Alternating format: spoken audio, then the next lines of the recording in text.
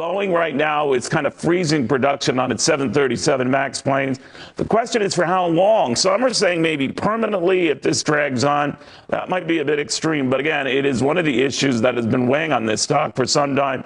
Now, just about underwater on the year. Peak Digital Chairman Dave Maney joins us, also Money Map Press Chief Investment Strategist Keith Fitzgerald. Keith, begin with you on this Boeing situation. There's always been this waiting for Godot sort of drama around the 737 MAX. And now I'm thinking, what if it's put off maybe for many, many months, if ever?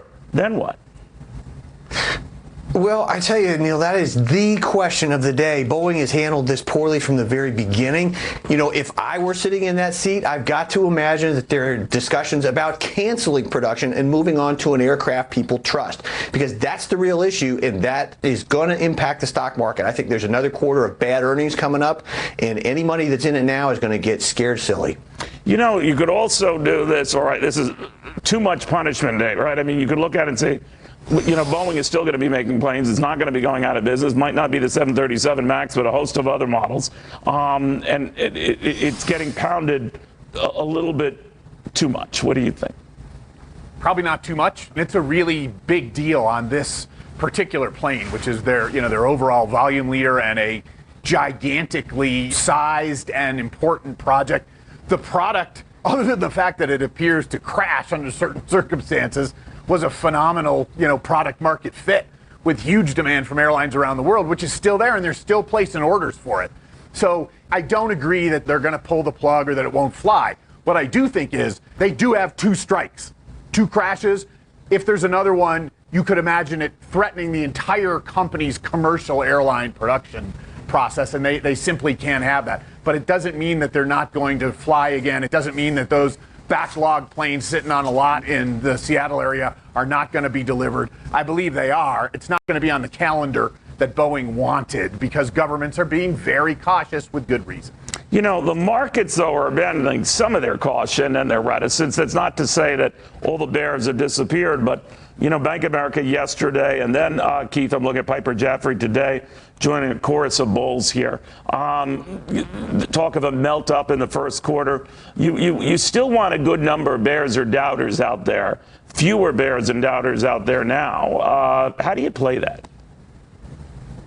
Well, I think you play it as almost an anti-indicator, because one of the things we know from history, Neil, very clearly is that investors tend to do the right thing at precisely the wrong time, meaning they sell when they shouldn't, they buy when they shouldn't. So what you want to do is look at this and say, the institutions are calling for much higher marks. Public sentiment is good. The numbers are good. But you know what? At the end of the day, look to the companies. What are they doing? What are they feeling? They're still investing. We've got good jobs data. We've got good employment data. We've got all kinds of things running in the right direction. That means the companies we talk about all the time that are creating value are still going to create value. That, to me, is bullish regardless of what these reports suggest.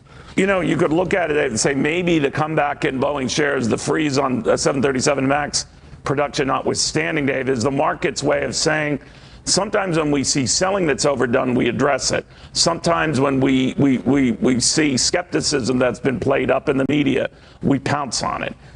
So how does this market play out the next couple of weeks of the year?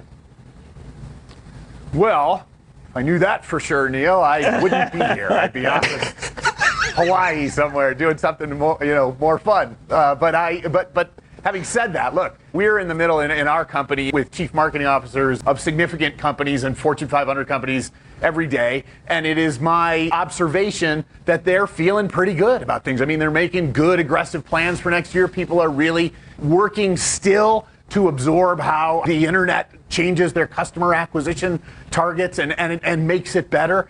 And I don't see any big dark cloud hanging over next year, which means the end of the year is probably going to be pretty good in the markets. All right, we shall see. Gentlemen, I want to thank you very, very much.